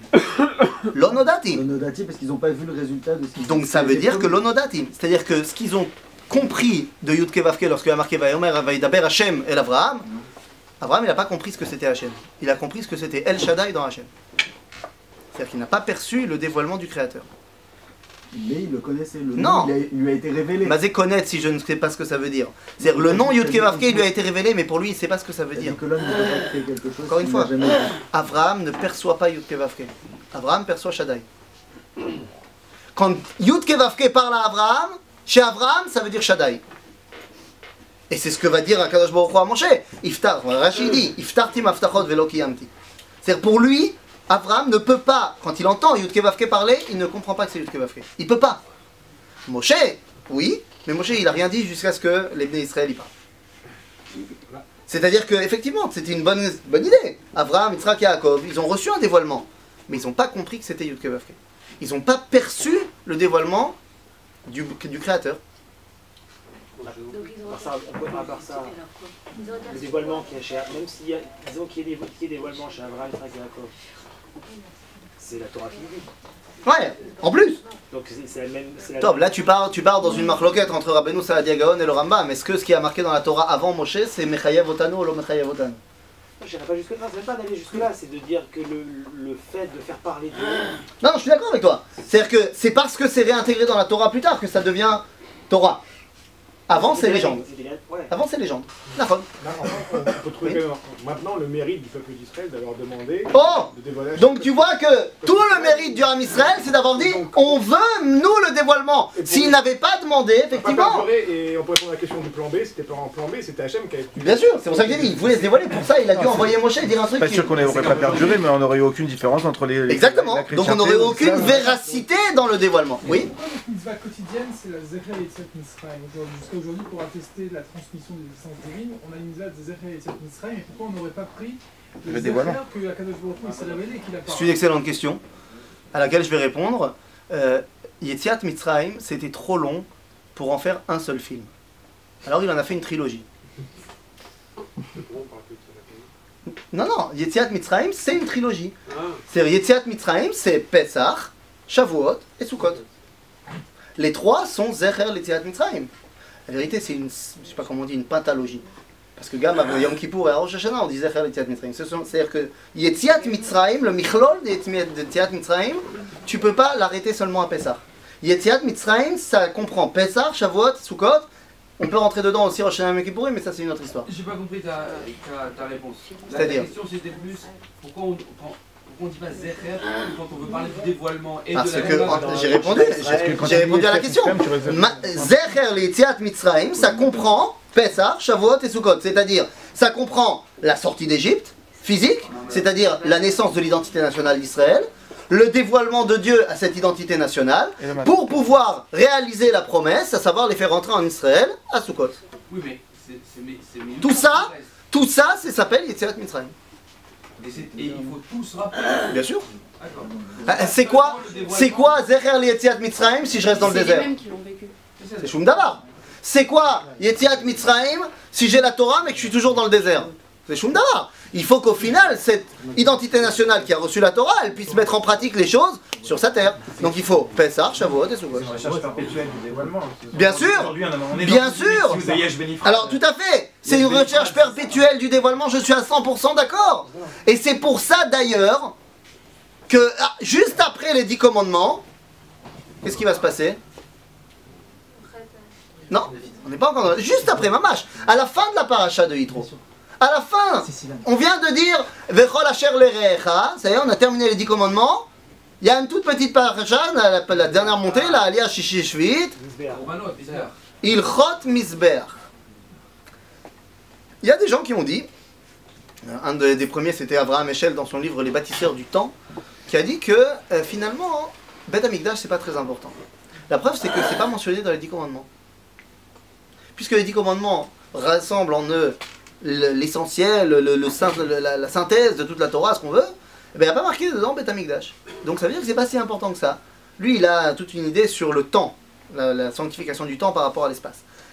Mais le problème c'est qu'a répondu à cela le Ramban. Le Ramban a dit qu'effectivement il n'y a pas marqué Beth Amikdash dans les 10 commandements. Pourquoi? Eh bien tout simplement parce que les 10 commandements c'est le contenu, le Beth Amikdash c'est le contenant. C'est-à-dire, là-dessus va rajouter le Maharal en disant le dévoilement en Mahamad Ar-Sinaï, les 10 commandements, Mahamad Ar-Sinaï c'est le dévoilement de Dieu. Seulement c'est éphémère. À la fin du dévoilement c'est Shum Davar, c'est terminé. Le Mizbeach, le Beth Amikdash, c'est prendre ce dévoilement et le mettre dans le perpétuel. Au Beth Amikdash, Dieu se dévoile tout le temps. C'est-à-dire que le Ilchot Mizbeach qui viennent juste après les 10 commandements, c'est pour justement prendre ce dévoilement et le rendre au niveau perpétuel. Le matérialiser. Pardon? Le matérialiser. Pas seulement le matérialiser, l'éterniser. Dans le temps et l'espace. L'éterniser, dans le temps et dans l'espace. Maintenant, tout ça m'amène à dire, ok, oui? J'ai pas très bien compris qu'est-ce que c'est le dévoilement. Ah! Bah, le dévoilement, c'est que Dieu il est venu nous dire coucou. Oui, mais justement, ça c'est complètement mystique. Parce que le dévoilement, je fais un grand show maintenant, on sait le faire avec en 3 dimensions. Alors tout le monde est assis ici, on va faire un grand film, on va dire je vais dire dévoilement. De la même façon que tu as dit, on ne croit pas en ci, on Tout croit à fait. pas en ce. C'est une très bonne question. Ça veut dire que jusqu'à présent, tu as juste prouvé que on ne sait pas ce que c'est le dévoilement. Ah, pourquoi c'est un dévoilement? Vous et moi, on ne saura, enfin on saura Bezrat Hashem, mais vous et moi, on ne peut pas savoir ce que c'est le dévoilement, tu as raison. Non, C'est-à-dire que tu es en train de prouver que le dévoilement c'est quelque chose de mystique. Non, je suis en train de prouver que le dévoilement c'est quelque chose que je ne peux pas inventer. Non, si, c'est ce que j'ai dit. Tu n'as pas vu un beau film. Non, j'ai pas fait un beau film. Non, j'ai pas parlé du film, parce que je l'ai pas vu moi le film. J'ai parlé simplement de l'idée. L'idée du fait que le créateur parle, c'est quelque chose qui s'il n'avait pas eu lieu, j'aurais pas pu l'inventer. La preuve en est que toutes les autres cultures qui l'ont pas vécu... Pardon? Et tu fais parler en quoi? Et je fais parler qui? Je fais parler qui? Non mais en quoi on sait, tu n'as pas du tout montré en quoi on sait que c'est Dieu qui parle. Et si, j'ai dit que l'idée même que le créateur parle, c'est quelque chose qui, comme pour notre Moïshele et le japonais, c'est pas quelque chose que je peux moi-même décider. Tout simplement parce que la conception du créateur, c'est un concept qui est étranger à l'âme humaine, tant que le créateur n'a pas décidé de faire irruption dans la vie de l'homme. Tant qu'il n'y a pas de contact entre le créateur et la créature, et ce contact ne peut être amorcé que par lui. C'est a posteriori. Bien sûr. Non, a posteriori, c'est pas. Tu peux pas prouver tout. Tu dis que c'est un dévoilement. En quoi c'est un dévoilement? J'arrive pas à comprendre. C'est quoi? C'est sur le mot dévoilement? Je comprends pas. Moi je comprends pas la compréhension. Non, je comprends pas l'explication, c'est autre chose. Je dis que Dieu a parlé. Jusque-là on est d'accord? Dans ce qui est marqué dans la Torah? Non, dans ce que je parle dans la Torah. Ce que la Torah me raconte, c'est que Dieu a parlé. D'accord. Zeken? Mais en quoi il a parlé, d'accord. Là on est d'accord. D'après ce qui est mentionné dans la Torah. D'accord.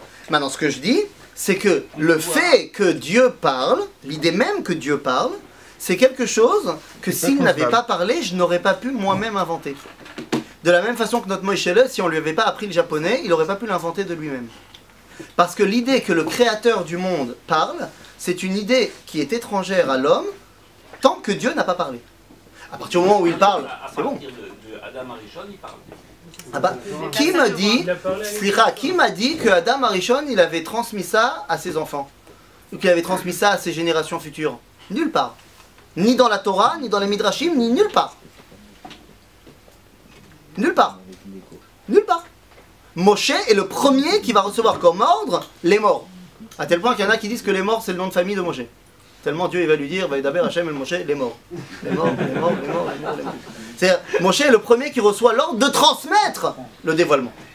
Avant cela, il y a peut-être eu des hommes, alors que ce soit Adam ou Abraham, Yitzhak et Yaakov, mais personne ne me dit qu'ils ont transmis ça ailleurs.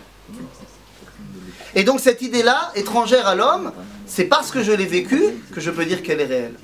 Maintenant, je voudrais qu'on ramène tout ça à nos questions qu'on a posées au départ pour terminer. Eh bien tout cela nous amène à répondre à une chose très importante. Dieu, il a créé le monde. Jusqu'à ce qu'il parle. La création du monde, est-ce qu'elle dévoile Dieu ou est-ce qu'elle cache Dieu? Elle cache Dieu. C'est-à-dire qu'aujourd'hui, je peux me balader dehors dans le monde, je ne vois pas Dieu. Mais il y a Esther toute la semaine. La création. Même le Shabbat, Boni et Réalim. Viens, on est sérieux, ça, on est honnête avec nous-mêmes. C'est Hamoud le Shabbat, et Shama Yetera, machin. Tu vas me dire que quand tu vas à la Sina le Shabbat, tu vois Dieu. C'est pas Carnival, oui. C'est ça, c'est Carnival, c'est bon. Mais notre âme, elle change, je pense. Encore une fois, tu te rappelles de ce que j'ai dit sur l'âme? On la vit pas concrètement au quotidien. C'est-à-dire que la création du monde, la création que Dieu a créée, elle cache Dieu. C'est ça, Kachazé. Achab, comment Dieu il a créé le monde? Rappelez-moi, qu'est-ce qu'elle dit la Mishnah dans Pirkei Avot? Chapitre 5, Mishnah 1. Be'asara ma'amarot. D'accord? Maintenant, si Dieu il a, entre guillemets, planté 10 masachim, il a mis 10 écrans, 10 ma'amarot pour créer le monde, et que moi maintenant je veux le dévoiler, je dois faire combien de trous? 10. Donc il y a eu Asara ma'amarot qui ont caché le monde. Moi je dois le dévoiler. Comment on dit dévoiler en hébreu? Les galotes. Les galotes. D'accord? Ok. Et donc je reprends notre phrase qu'on a dit tout à l'heure. La première phrase. Kol ha'omer davar. Il y a eu Asara ma'amarot qui ont caché Dieu. Dieu s'est dévoilé grâce au Aseret à Dibrot. Kol ha'omer davar. Celui qui arrive à transformer le Homer en Diber. Celui qui arrive à transformer les Ma'amarot en Dibrot. Kol Homer Davar Beshem Omro, au nom de celui qui a donné des Ma'amarot. Qu'est-ce qu'il est en train de faire? Omevi Geoula Laolam. Omegale Takadosh Baruch Hu Baolam. Tout celui qui est capable, dans son enseignement, de transformer les Ma'amarot qui ont caché Dieu en Dibrot, qui ont dévoilé Dieu, alors il amène la Géoula, c'est-à-dire le dévoilement de Dieu dans le monde. Et c'est exactement ce que dit la Mishnah dans Pirkei Avot. Kol ha-shocheach davar echad, c'est par ça qu'on va terminer. Kol ha-shocheach davar echad me mishnato. Celui qui oublie une chose de son étude est passible de mort. Genre. Et évidemment, c'est évident que la Torah elle ne parle pas ici de quelqu'un qui aurait oublié quelque chose de son étude, on oublie tous. Maintenant la Mishnah dans Pirkei Avot, regardez la source 2, elle dit Shene Emar, elle cite un verset. Et ce verset c'est de dire Ishamer lecha ushmor nafshecha meod pen tishkach et adevarim asher ra'u enecha. Fais très attention de ne pas oublier ce que tes yeux ont vu. Le natif de Vologine, c'est par là qu'on termine, c'est la source numéro 14. Ah, il y a plein de sources qu'on n'a pas dit. La source numéro 14 du natif de Vologine dans la Mecque d'Avar pose une question par rapport à cette Mishnah, il dit, enfin par rapport au Pasouk. Il dit, je comprends pas. Il y a une mitzvah d'étudier la Torah tous les jours. En quoi j'ai un risque de l'oublier? Fais très attention de ne pas oublier. J'ai une mitzvah d'étudier tous les jours, je ne vais pas oublier. Regardez ce que dit le natif de Vologine, c'est pas suite extraordinaire. Il dit la chose suivante, je préfère dire en amont, quand on n'est pas le natif de Vologine, on n'a pas le droit de parler comme ça. C'est-à-dire, et je préfère mettre en amont également en disant, je suis pour l'étude de la Torah. D'accord? C'est-à-dire, ça c'est clair? Nous dit le Nativ, Al yede esek pilpula shel Torah, à force d'étudier la Torah, yechol lehagia lifamim shenehefach lo leroetz chas v'shalom. C'est peut-être ça qui va te faire oublier la Torah. À force d'étudier la Torah. Le pilpoula. Ah, pilpoula shel Torah. C'est quoi pilpoula? Vas-y, fais-moi le geste. Hein? On connaît, hein? Nous dit le natif de Vologine, Rosh Yeshiva de Vologine. Donc il savait étudier la Torah, il savait ce que c'était le pilpoul. Le natif de Vologine, il te dit, des fois à force de pilpouler, tu vas oublier ce que c'est la Torah. Alors Bota, ici à cause de mon pilpoul, tout d'un coup je peux plus t'inviter à manger chez moi parce que... enfin moi je peux plus aller manger chez toi parce que c'est plus assez cachère chez toi. Si mon pilpoul il fait que on peut plus être vraiment copains parce que toi ta façon de faire Shabbat c'est pas ma façon de faire Shabbat. Al-yedeh esek pilpoula shel Torah. Hein. Maintenant, le natif, il vit ça au quotidien. Gam, bevadai. C'est à force de ton pilpoul. Tu t'es dit que j'avais un ami à moi. Quand je suis arrivé en Israël il y a 12 ans, il habitait à Romema. Et j'allais manger chez lui des fois le Shabbat quand la nourriture à la yeshiva était vraiment intéressante. Et j'arrivais chez lui Shabbat. Maintenant, lui, il a eu une éducation harédite, machin. À un moment donné, quelques années plus tard, il m'a dit, écoute, je pars à Gibraltar. Gibraltar. Ça a l'air, je ne l'ai pas vu venir, tu vois. Je lui ai dit, mais qu'est-ce que tu vas faire là-bas? Il m'a dit, écoute, il y a un kollel là-bas qui a ouvert, machin, une communauté. Ils veulent que je vienne étudier, machin. Bon. Je lui ai dit, mais pourquoi tu vas là-bas? Il m'a dit une réponse extraordinaire. Il me dit, tu sais, ici, Yerushalayim, c'est Merkaz HaOlam, il y a tout qui se passe, tout va trop vite, tu peux pas te concentrer. Là-bas, au moins, je serai tout seul, il y aura des singes sur le rocher, machin, mais au moins, je pourrai être tout seul, j'étudierai tranquillement, rien ne m'embêtera. Et c'est là que j'ai compris qu'il y avait un bug. Si tu penses que ta Torah, elle va être plus grande, plus profonde, plus complète quand tu seras sur le rocher là-bas à Gibraltar, il y a un problème dans Pilpoula chez le Torah. Mais vadaï. Maintenant, le natif de Vologine, il vit ça au quotidien. Le Korosh Yeshiva, hein, c'est son gendre, c'est Repraim de Brisk. Le natif de Vologine, lui, il est dans les trois qui forment Chovevet Zion avec Pinsker et Linium Blum. Le Brisker, il n'est pas très très copain avec les Tzioinim. As bevadaï qui vit ça au quotidien. Et il te dit, ça, c'est Afour. T'as oublié Mahamad Har Sinai. T'as oublié que Mahamad Har Sinai c'est la base de tout. Et tu sais quoi? Au Mahamad Har Sinai, tu sais à qui Dieu il s'est pas dévoilé? Dieu il s'est pas dévoilé à un secteur particulier du peuple juif. C'est toute la base du Mahamad Har Sinai. Il s'est dévoilé à tout le monde.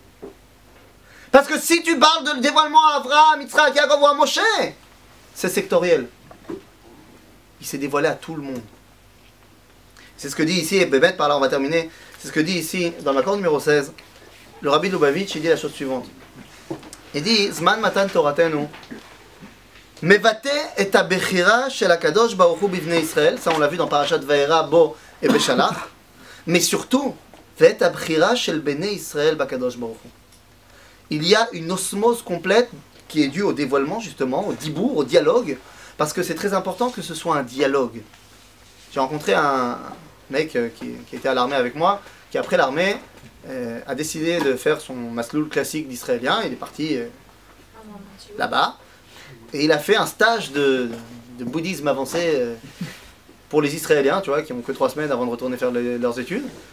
Et bon, il est arrivé à tout un truc, et à la fin il te dit, bah, là-bas tu arrives à tu vois des lumières incroyables. Hein? La drogue. Non, Dafka, je pense que c'est justement le fait de ne pas manger de viande, de pas de rien. À un moment donné, à force de petits poids, tu sais, ça devient difficile.